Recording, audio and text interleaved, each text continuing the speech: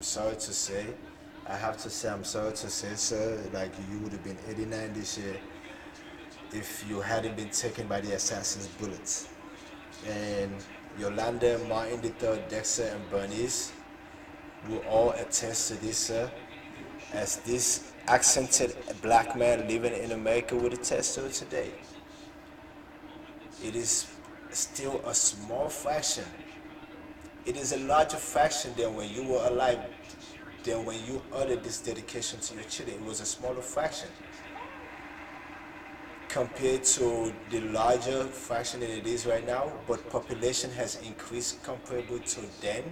So in that sense, it still hasn't really improved much, sir. 50 years after these words of yours, sir, these white folks still ain't trying to give up. And our people gave up that message of community collect, collectiveness, you know what I mean? That united we stand, divided we fall mentality. Like there was a sister named Aretha Franklin. When you have wrote these words, there was a sister named Aretha Franklin who was up and coming in those days. You probably knew who she was, Martin. You probably knew who she was, you know what I mean? She just passed away, and at her eulogy, a pastor at her funeral, her pastor gave a eulogy that called our people out in the same way you would have called our people out today, because you would have still remained a pastor at 89. You would have probably taken the opportunity. If you were alive today, Martin, if you were alive today, Martin, at 89, and Sister Aretha would have passed when she passed about a month or so ago, you would have definitely had been given the honor of giving the eulogy. I guarantee you, anyone who go and reads Why We Can't Wait and listens to that pastor's eulogy, I'm not gonna read what he said. People know it's been so much backflack and on and ethnic self-hate against what that man had to say, but he's absolutely right. We have no respect for each other. You know what I mean? Like, you would have probably sounded the same way that man sounded, sir. If you truly black in America, you get what I mean. But look at me, right? Being truly of African descent, alright? You know what I mean? Calling out people for saying that I'm not truly black because I wasn't born in America, but I'm telling people they're not truly black if they don't know certain things. Yeah. What do I know about blackness, right? I'm just shut my dumb ass up. But Dr. Martin, all I was trying to say is your children know that we are still being judged by the color of our skin, by still a larger portion of the white population in America. I acknowledge with affection and gratitude the help of Herman I. Papa, whose perception and intelligence enabled her to do a constructive and important editorial job. I am also grateful to Alfred Duckett for his efforts and suggestions in the early stages of my manuscript.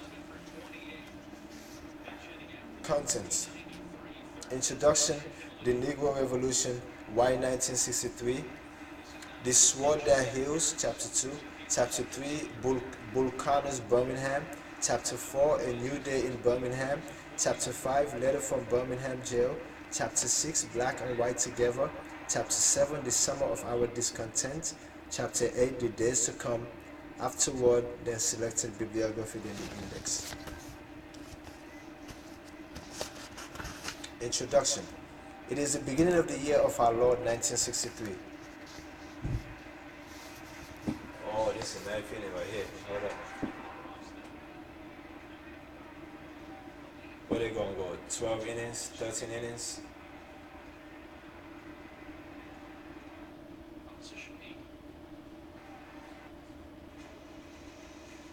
Would that be awesome? Yo, Lakers fans are about to be bombarded with a bunch of ads tonight for preparation. Prop 8, Prop 10, Prop 11, especially Prop 8. know what I mean? There's a lot of minorities home right now watching Lakers basketball on Spectrum Sportsnet. And if you can get a lot of the ones who are going to go out and vote, if you can get those eyes targeted towards them, geared towards them, you can get it, you know. And there's a lot of minorities, unfortunately, who have family members who need dialysis. You know what I mean? Family members, friends, neighbors, you know, unfortunately, sadly.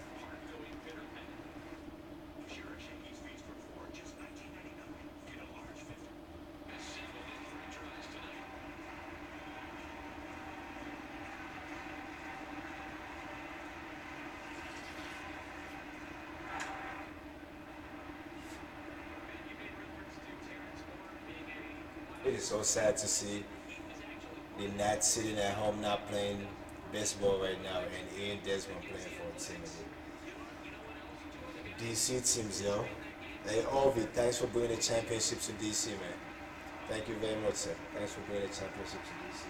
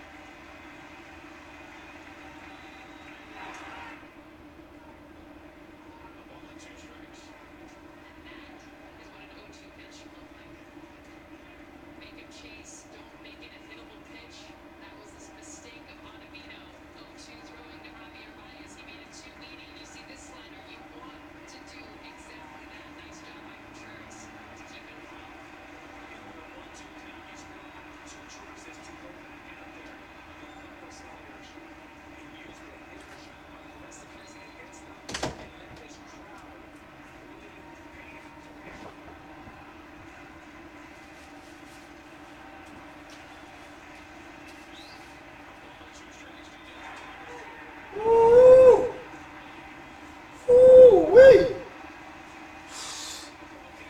That sucker was nasty. That sucker was nasty as hell.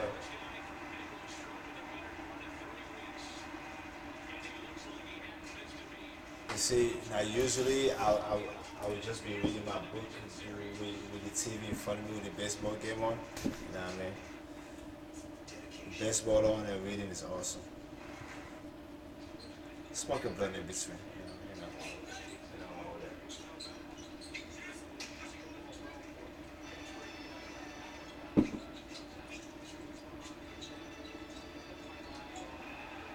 Nice, nice. Go ahead, Kuz. Go ahead, Kuz.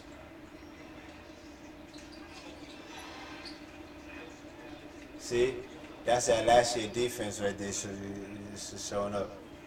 But I digress, though. Let me get back to Dr. King's here. Introduction. It is the beginning of the year of our Lord 1963. I see a young Negro boy. He is sitting on the stoop in front of a vermin-infested apartment house in Harlem. The stench of garbage is in the halls. The drunks, the jobless, the junkies are shadow figures of his everyday world. The boy goes to a school attended mostly by Negro students with a scattering of Puerto Ricans. His father is one of the jobless. His mother is a sleeping domestic working for a family on Long Island. I see a young Negro girl. She is sitting on the stoop on a rickety wooden one-family house in Birmingham. Some visitors would call it a shack. It needs paint badly and the patched-up roof appears in danger of caving in. Half a dozen small children in various stages of undress are scampering about the house. The girl is forced to play the role of their mother. She can no longer attend the all-Negro school in her neighborhood because her mother died only recently after a car accident. Neighbors say if the ambulance hadn't come so late or to take her to the all-Negro hospital, her mother might still be alive.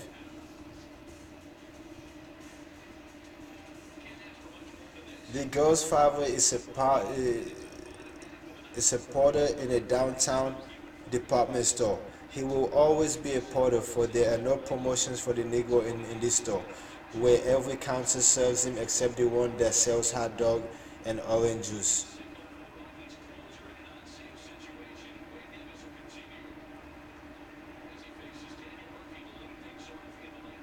So he can buy everything. So a black man or a black woman in 1963 America, Birmingham, can buy everything at the store that he works at as a porter, except for hot dogs and orange juice. Don't go in there hungry or thirsty though. I'm sorry, man. That is just inhumane, and you still got people in this day and age who swear shit like that should be right. You know what I mean? You know what was so funny about that whole Starbucks sensitivity training that they had for their staff when they shut down, when they deprived about 45% of white America of their caffeine fix for that one day. You know, and what's funny about that is that at the end of the day, that doesn't matter because it wasn't Starbucks policy's fault for having that lady called the police on those brothers in Philadelphia. You know what I mean? Because there are plenty Starbucks out there. There are plenty Starbucks. There are plenty other locations that have people that work there. Who will see somebody coming and unless you come in there as a threat, as a physical threat, looking at it, actually holding something physical in your mind, but just coming in there and saying hi and sitting down or even using the bathroom or something like that, some have no problem with that. You know what I mean? That company policy have nothing to do with it. You cannot force somebody to not have hate in their heart. You cannot. By the mere definition of that, forcing them would only strengthen their hate in their heart. So that can't be done. That's just something that they have to work on it, like changing hearts and minds, man. You know, but yeah, it was just awesome. But you know, they had to do something. They had to show a nice, beautiful public image of them trying. Yeah. That is America. You got to do it. Tokenism.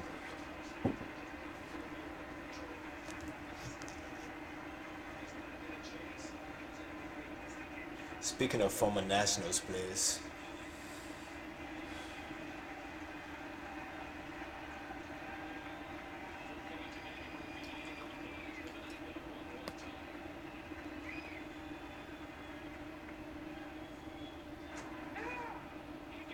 got it.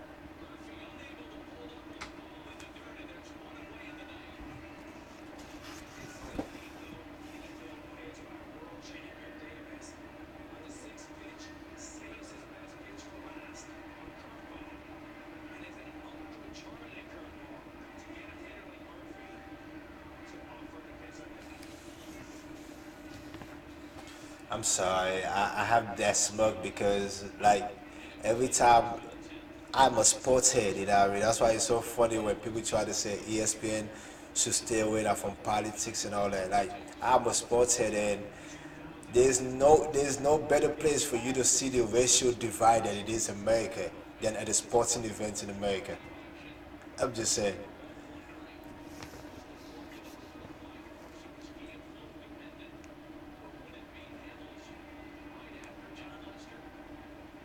The attendance at sports events can explain the affordability issue, the affordability factor in America. You know what I mean? I don't know. Maybe I'm wrong, but what do I know, right?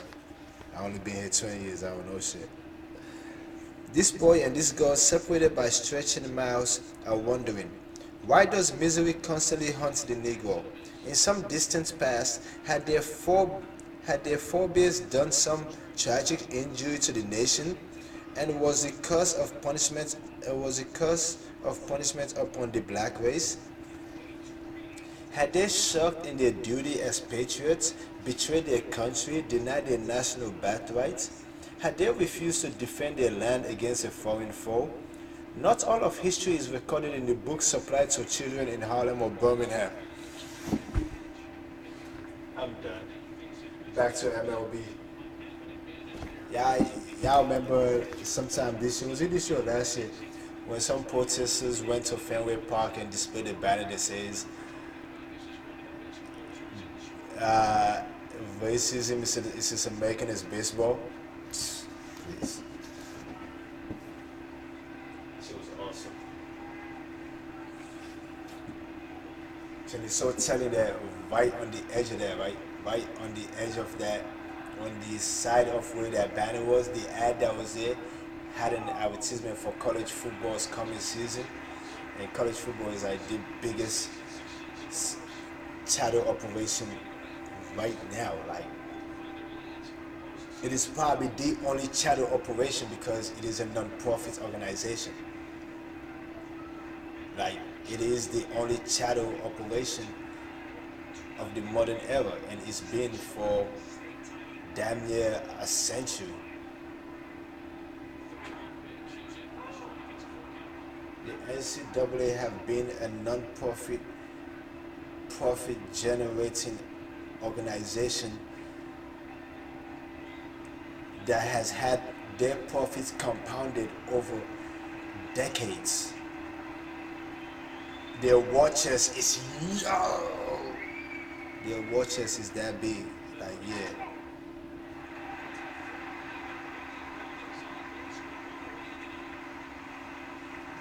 Oh shit. Come on, Wade. Come on, Wade. Come on, Wade.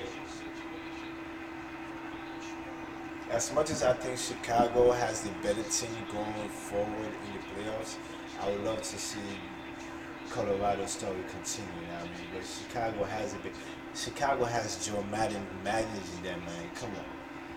That's like 10% of the biggest X factor ever. That man is a leader of men.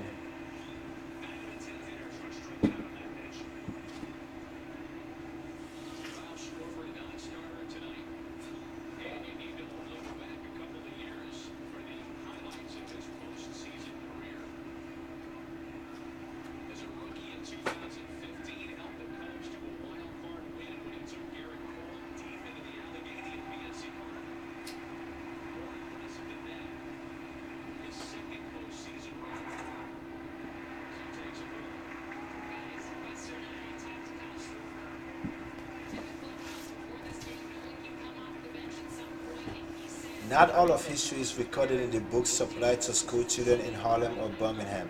Yet this boy and this girl know something of the part of history which has been censored by the white writers and purchasers of Board of Education books. They know that Negroes were with George Washington at Valley Forge. They know that the first American to shed blood at the revolution which freed his country from British oppression was a black seaman named Crispus Attucks. Never lie about that. Never lie about that. That is ironic. That is quite ironic. The boy's Sunday school teacher has told him that one of the teams who designed the capital of their nation, Washington, D.C., was a Negro, Benjamin Banneker. Once the girl had heard a speaker invited to her school during Negro History Week. See, there was no Black History Month then. You know what I mean? 50 some years ago, there was no Black History Month then. There was no February, the shortest month of the year. You know what I mean? Even every 4 years, it's still the shortest month of the year, designated as Black History Month.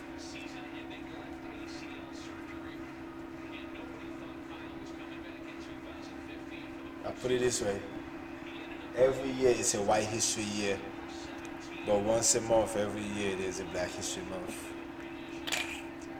That that thought just popped in my head. It was an awesome thought too. I'm sorry.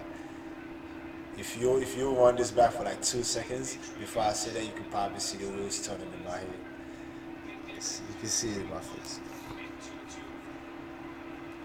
Once the girl had heard a speaker invited to her school during Negro History Week. This speaker told how for 200 years without wages, black people brought to this land in slave ships and in chains had drained the swamp, built the homes, made cotton king, and helped on whiplash backs to lift this nation from colonial obscurity to commanding influence in domestic commerce and world trade. Wherever there was hard work, dirty work, dangerous work, in the mines, on the docks, in the blistering foundries, Negroes had done more than their share. The pale history books in Harlem and Birmingham told how the nation had fought a war over slavery. Abraham Lincoln had signed the documents that would come to be known as the Emancipation Proclamation. The war had been won, but not a just peace. Equality had never arrived. Equality was 100 years late. The boy and girl knew modern history. They knew something about current events. They knew that African nations had burst the bonds of colonialism. They knew that a great grandson of Crispus Attucks might be ruled out of some restricted all-white restaurant in some restricted all-white section of a southern town. His United States Marines uniform notwithstanding, they knew that Negroes living in the capital of their own nations were confined to ghettos and, and could not always get a job for which they were qualified. They knew that white supremacists had defied the Supreme Court. If we put, if they put Lindsey Graham knows that he wants to put a rapist on the Supreme Court. If you go to a voting poll this year, any year, ever, for the rest of your life, if you're a minority in America, you can vote. If you go to a voting poll any time in the future, you see Lindsey Graham. You see Lindsey Graham spelled Lindsey Graham, you see his name and his smirkish face. Vote for the other person. I'm just saying.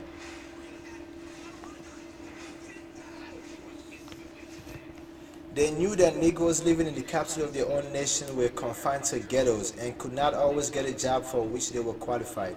They knew that white supremacists had defied the Supreme Court and that Southern governors had attempted to interpose themselves between the people and the highest law of the land. They knew that for years their own lawyers had won great victories in the court, which were not being translated into reality. They were seeing on television, hearing from the radio, reading in the newspapers that this was the 100th birthday of their freedom.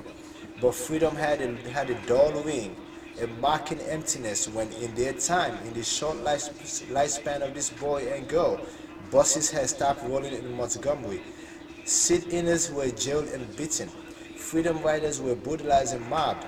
Dogs' fangs were bared in Birmingham. And in Brooklyn, New York, there were certain kinds of construction jobs for whites only. It was the summer of 1963. Was emancipation a fact? Was freedom a force?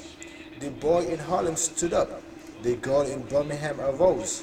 Separated by stretching miles, both of them squared their shoulders and lifted their eyes towards heaven.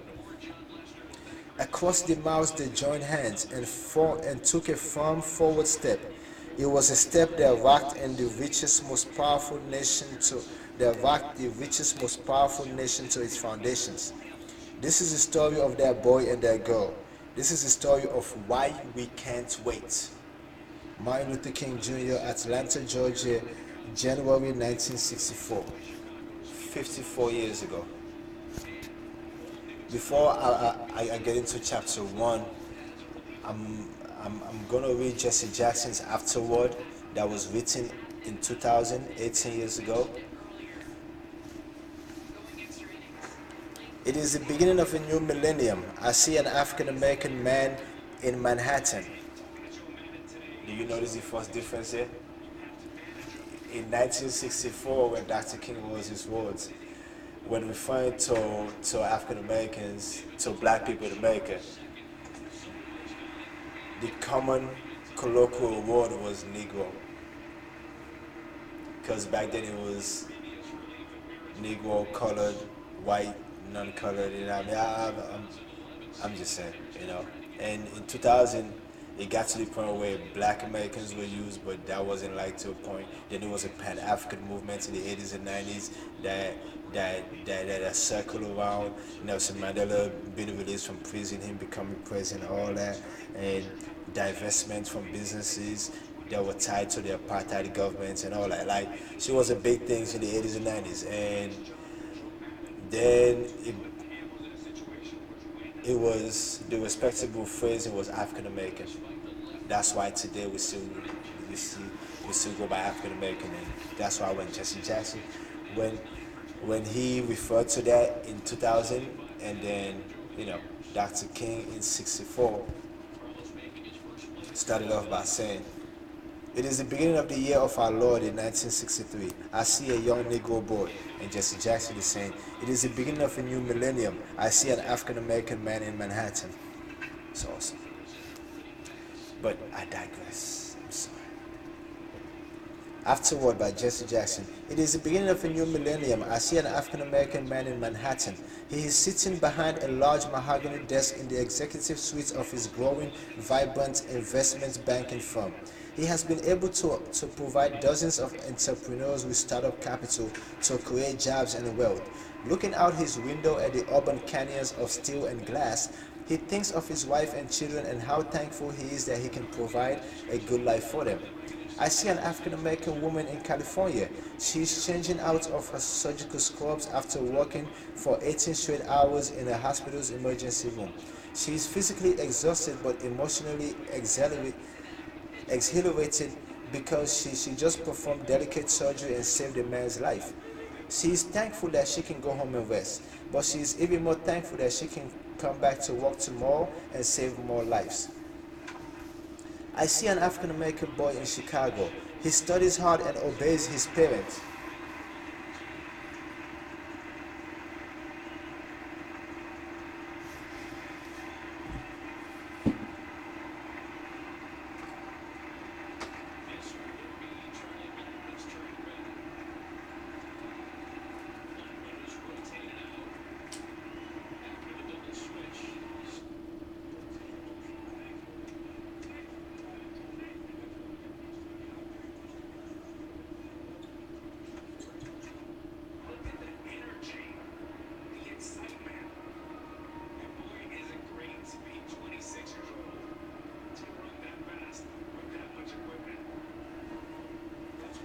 Chicago ain't playing. I see an African American boy in Chicago. He studies hard and obeys his parents. After coming home from church one cold Sunday afternoon, he sits down to watch a basketball game and starts to daydream. Not of playing for the Chicago Bulls one day, but of owning the team. I see an African American girl in a small town in the South. She also studies hard and obeys her parents. As she sits down to have dinner with her family, they turn on the evening news. She sees a clip of a president giving a speech that day. After her mother and her father comment on the story, the girl tells her parents that is what she wants to be when she grows up, President of the United States. Her parents do not laugh at her or tell her to ignore her dreams. They tell her that if she puts her mind to it, she can be whatever she wants to be. See, if you're thinking of the 8 years Obama was president and what people were saying, yeah, put yourself in that context. Right there, right there, right there, put yourself in that context. Not all modern day history is told Not all modern day history is told the American people on the evening news. It is a triumph of Reverend Dr. Martin Luther King Jr.'s life and legacy that the ceilings have been lifted off of our dreams. In his introduction to this magnificent book, Dr. King described a young black boy and girl living hundreds of miles apart but united by their common struggle in a segregated nation in 1963.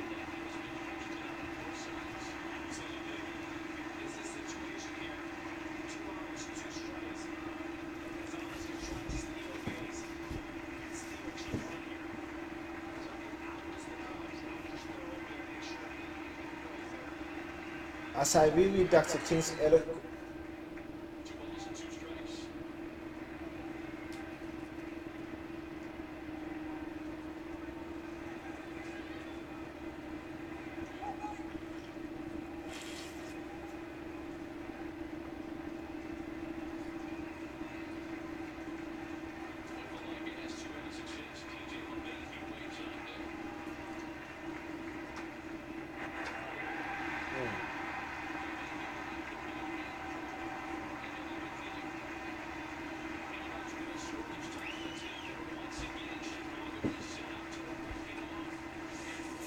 Yo, only Joe Madden, yo.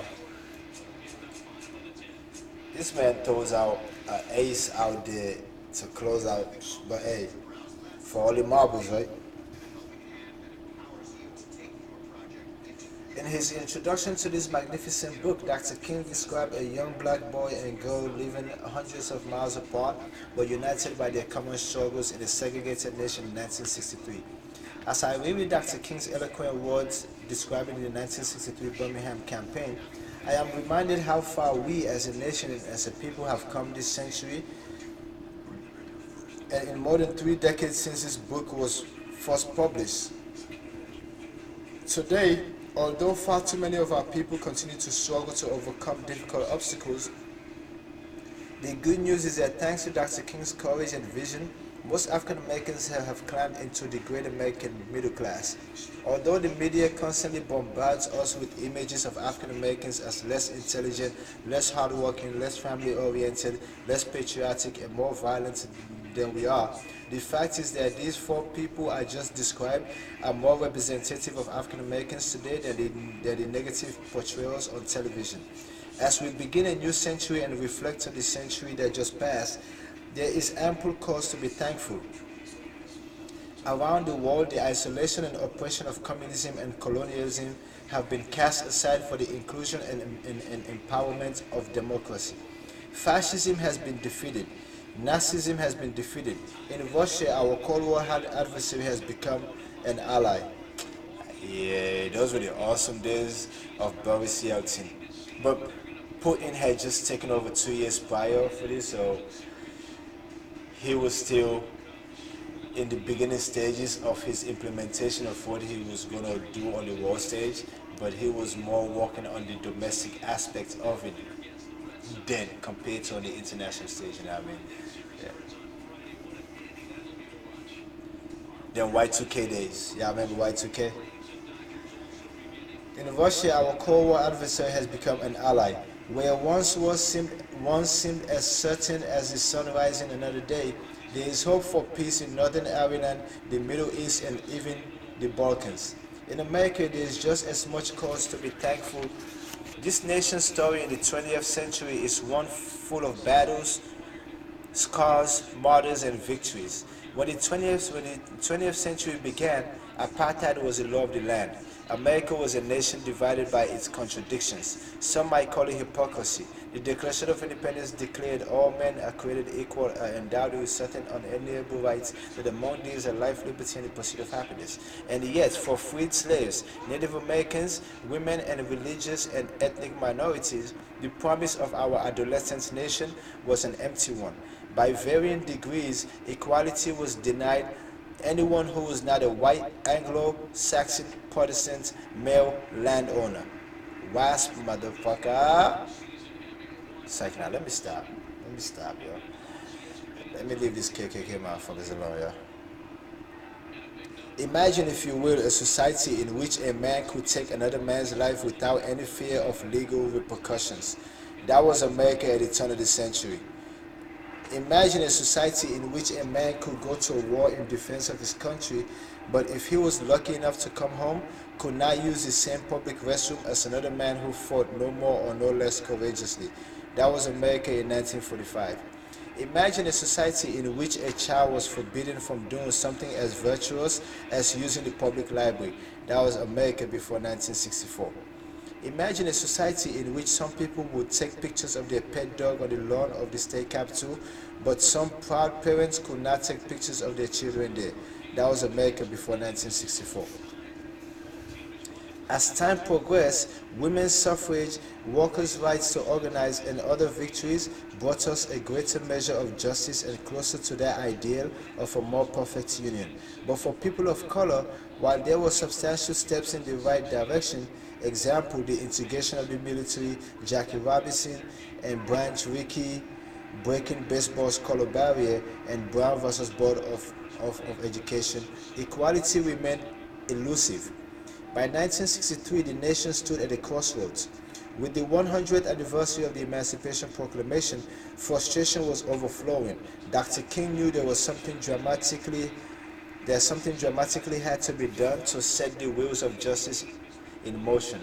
After winning independence from Great Britain and fighting the war between the states, this was the time for America's third revolution.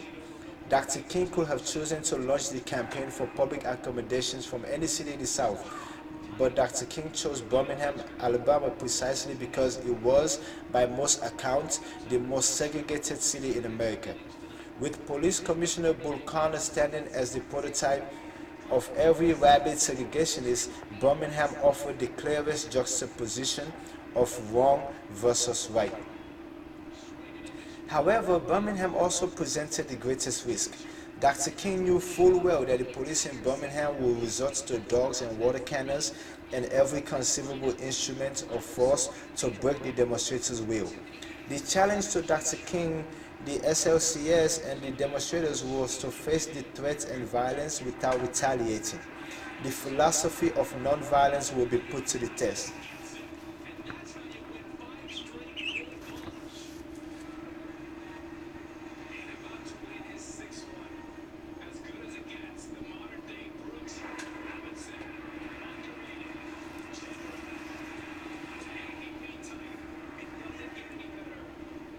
The philosophy of nonviolence will be put to the test. If nonviolence could produce positive results in Birmingham, it could work everywhere in the nation. On the other hand, if demonstrators gave in to fear and anger and fought back, it would be nearly impossible to marshal support for peaceful resistance anywhere. The consequences of Dr. King's vision and bravery in Birmingham are undeniable. When Dr. King marched in Birmingham, Selma, Washington, Chicago, and dozens of other cities, he marched for black, white, Hispanic, Asian, and Native Americans alike. He marched to heal a nation. When Dr. King snatched down the curtain that separated Mason from Dixon, he improved the lives of black and white Southerners. All too often, people put Dr. King's life and work in a box. Why did Dr. King fight so hard for civil rights? Why did he go to jail in Birmingham? Why did he die in Memphis? The answer far too many people give to these questions is to help black people to the exclusion of whites. His focus was not merely black and white.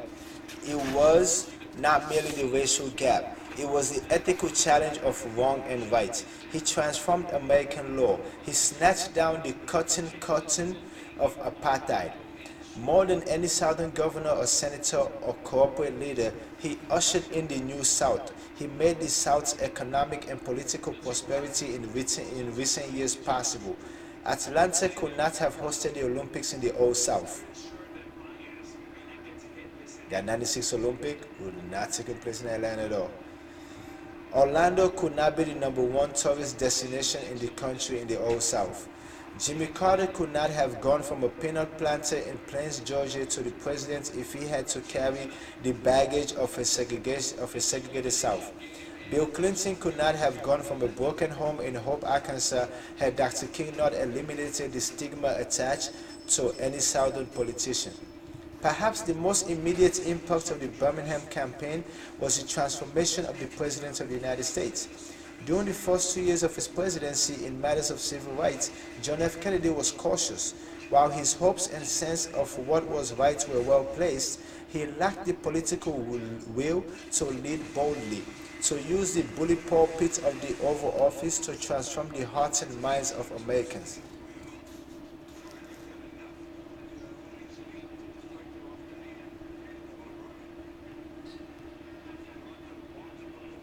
The Lakers have a 14-point lead at halftime that looks secure and comfortable. I haven't said that since 2010. That is awesome.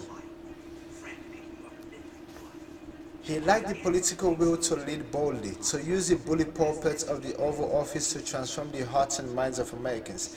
However, by the summer of 1963, in the wake of Dr. King's powerful nonviolent victory in Birmingham, President Kennedy had changed, calling the denial of basic civil rights to people because of skin color a moral crisis, inviting shame of the nation.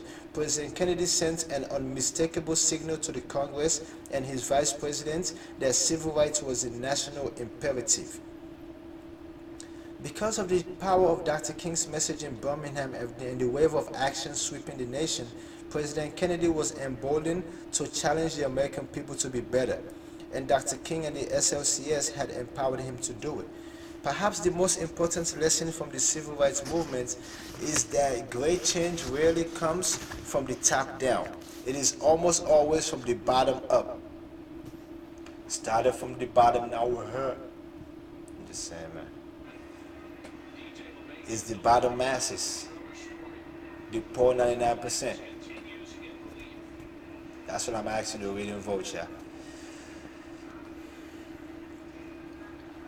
Perhaps the most important lesson from the civil rights movement is that great change rarely comes from the top down.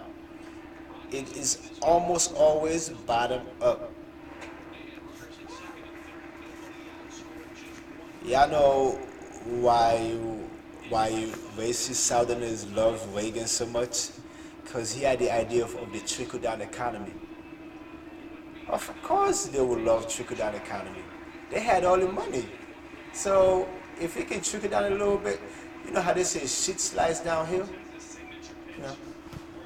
But, you know. Had Dr. King waited for an elected official, a politician, to be bold enough to do the right thing and change the law to include every American in the American dream, change would have never come. Dr. King knew that the key to unlocking American apartheid was not in the White House or any governor's mansion. It was in the homes of average citizens in places like Birmingham, Selma, Philadelphia, Mississippi, and Chicago. See? Now y'all see why I'm doing this? Because I ain't talking to no politicians. I'm talking to people who are gonna sit there and watch this shit. You know what I mean? Like my dumbassery for 100 hours plus. Just, I'm just saying, is the age, like Common said in that Microsoft commercial. Information is at our fingertips. We can send a message all over the world right now. You know what I mean? Kim Kardashian takes a fart on Kanye's face right now, and Kanye gets a split lip out of it.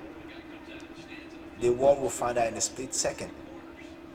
I guarantee you right now, if Kim farts on Kanye's face right now and he gets a bum lip, a split lip out of it, it will be all over the place right now.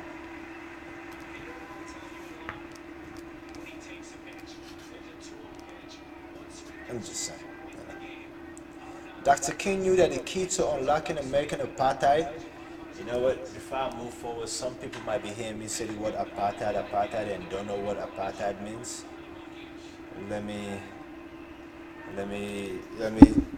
look up apartheid and tell you I know what apartheid means. You know what I mean? If you know, good job. I'm sorry to say like that, but I'm just saying. I put a lot of time and effort to want to learn something new every day.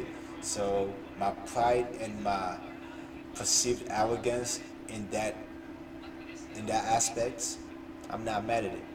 Apartheid is a noun.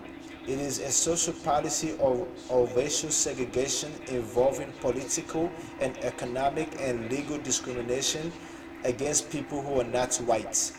The former official policy in South Africa. So apartheid wasn't just against black thing. Apartheid was just anybody who wasn't white. So, but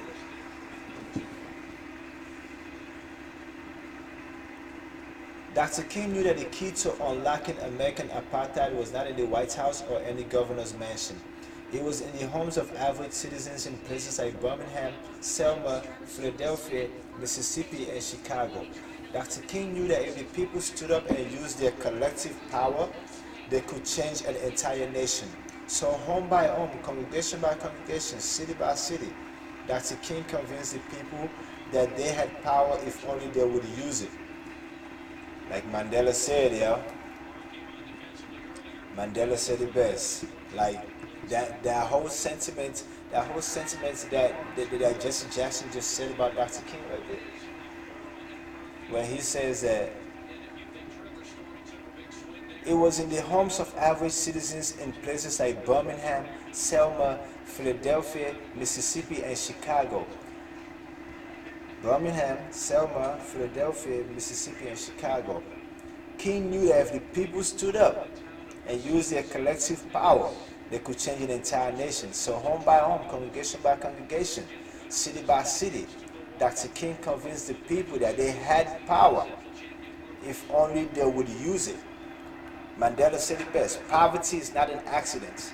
Like slavery and apartheid, it is man-made, namely white man-made, and can be removed by the actions of human beings, namely every other non-white human being in the world. Does that make sense?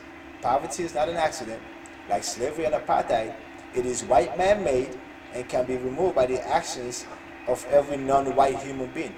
Does that make sense? With the help of the few good-hearted whites that we have out here.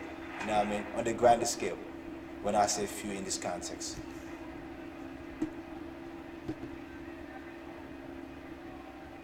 I'm just saying, man. I'm just saying, man. Like, it's just crazy, man. On an individual, collective level, it can be done, yeah. What did I say earlier? 10 innings? It's 11 innings? Yeah, the top of the 11 now. As African Americans across the South watched the campaign in Birmingham unfold, they began to ask themselves, if there, why not here too? And the wave of nonviolent demonstrations and protests demanding equal protection under the law, equal opportunity, and equal access spread throughout the South. Now, some might be thinking I'm calling for protests and demonstrations and all that. I'm not. The power of protest is powerful. But in this day and age, after everything that's been done over the last 400 years, more specifically over the last 320 years or so, to bring about equality in this nation, everything that's been done is gone beyond time for protests and demonstrations. That time you're going to take for protests and demonstration, take 30 minutes of that time, read a book every day. Or take all that energy and that time. Make sure you go vote. In the primary, in the spring, every year in your community, follow the issues, know who's about what, and then go vote later on that in November in the general. Make sure you have somebody in there who you might have grown up with in your community, who knows what you're going through, who knows who I'm just saying, you know what I mean? Like, I'm not calling for demonstrations and protests, far from it. If up to this point I've convinced you that Lindsey Graham or or Mitch McConnell or Paul Ryan or Donald Trump or his cohorts are not supposed to be making policies for America, if I've convinced you of that, I'm not asking you to call them, cuss them out. I'm not asking you to send them a nasty email. I'm not asking you to do none of that. I ain't asking you for none of that. Hate is easy to do. Hating is easy to do. Loving is hard. I'm just saying. It's hard, but it's the most fulfilling. Real talk, you know what I mean? All I'm asking you to do is go vote against the people who you've been convinced and not fight for what you, for the betterness of you and yours. Does that make sense? You know what I mean? I'm not asking for no protests or demonstrations, yeah, I'm not. I'm tired of those. Those have been done, those have been deaded. That's a playbook that they know. They know that's our playbook. But the one playbook they don't, the one playbook they know we don't have, there's one playbook they know we don't have. Yes, I know a lot of people are saying they're thinking, saying, oh, but we've been voting for the Democratic Party for a long time. No, we haven't. If we were really truly voters, naturally people involved in the mundane acts of registering and voting on a consistent level, the first black president in America who had 2 terms would not only have 4 months of full Congress. Yo, Colorado got this. Colorado, look at it. They're trying to make some noise, yeah. It's quiet. Wrigley Field is quiet.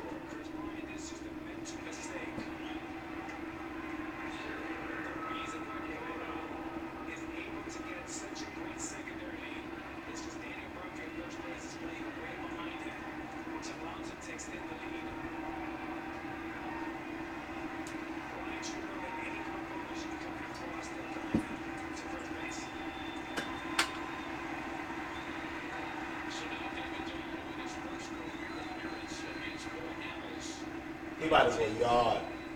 He about to go yard.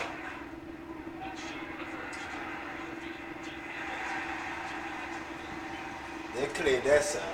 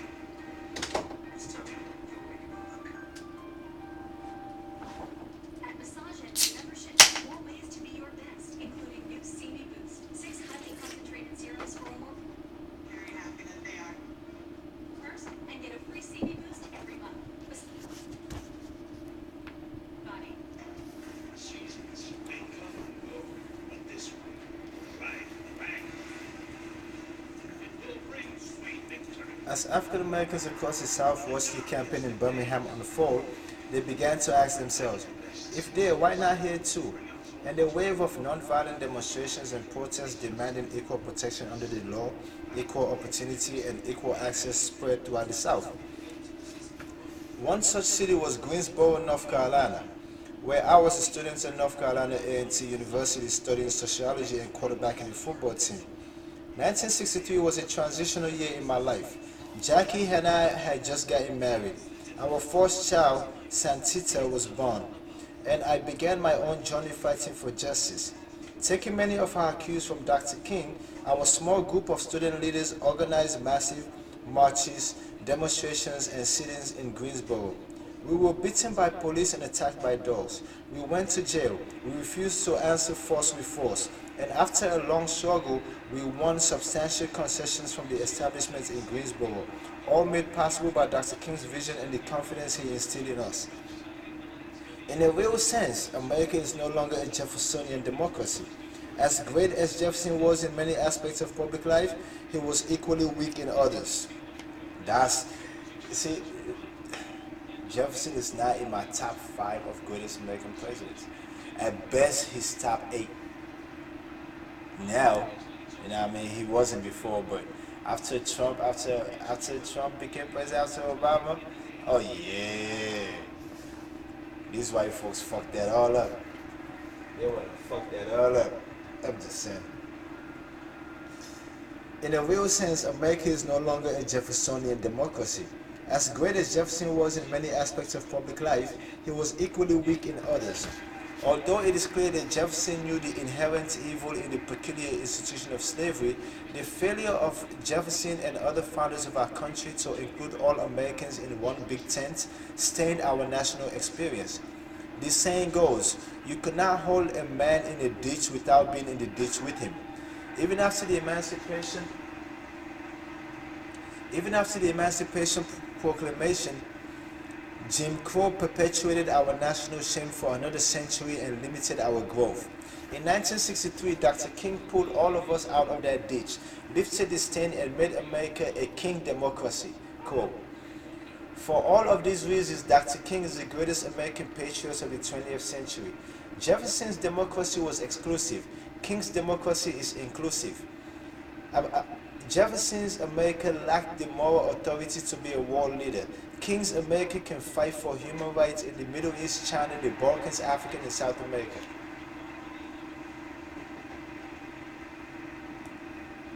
For those of us who walked to march and prayed with Reverend Dr. Martin Luther King, his deeds, his voice, his extraordinary gifts are easy to recall. Our memories are clear. The way he could find calm and reason in any storm, the way he could lift our spirits. Those of us who were touched by him can never and will never forget him.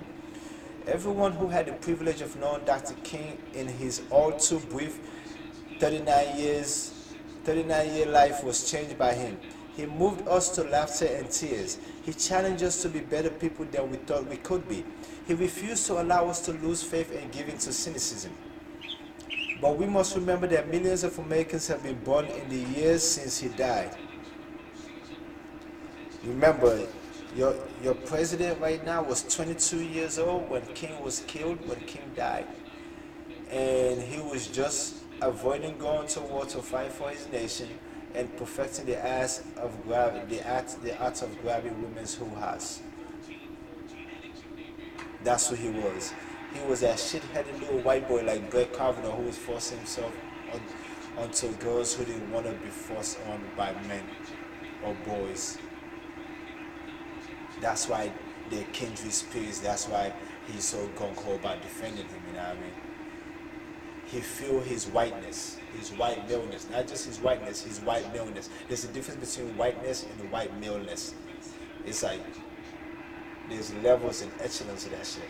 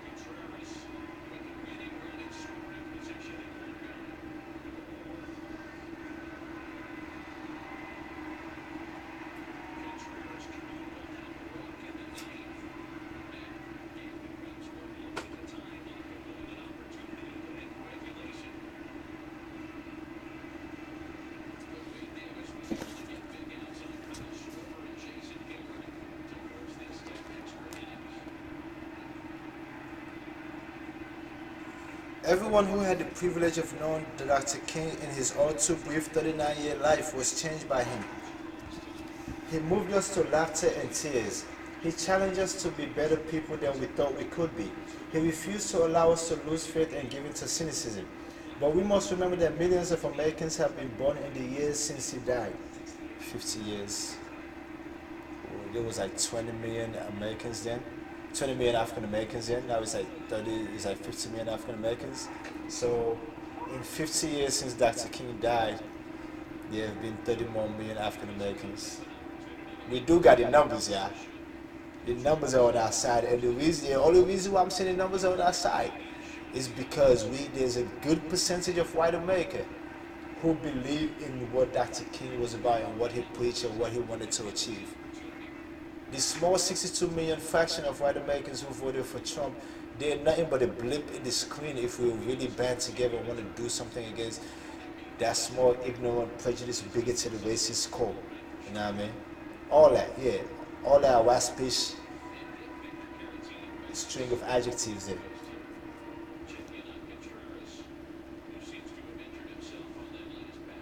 He moved us to laughter and tears. He challenged us to be better people than we thought we could be. He refused to allow us to lose faith and give in to cynicism. But we must remember that millions of Americans have been born in the years since he died. They have no memory whatsoever of the living, breathing Dr. King. For many of them, their mental image of Dr. King is confined to grainy black and white footage of Dr. King standing on the steps of the Lincoln Memorial saying, "I have a dream." For many, even some who lived through the 60s, thoughts turn to Dr. King only once a year when they are reminded of him by a day off of school or work or a story on the evening news. For many, Dr. King has become a two-dimensional figure. So perhaps this book's greatest contribution is in giving us a glimpse into the brilliant mind, abundant heart, and resilient spirit of Reverend Dr. Martin Luther King, Jr.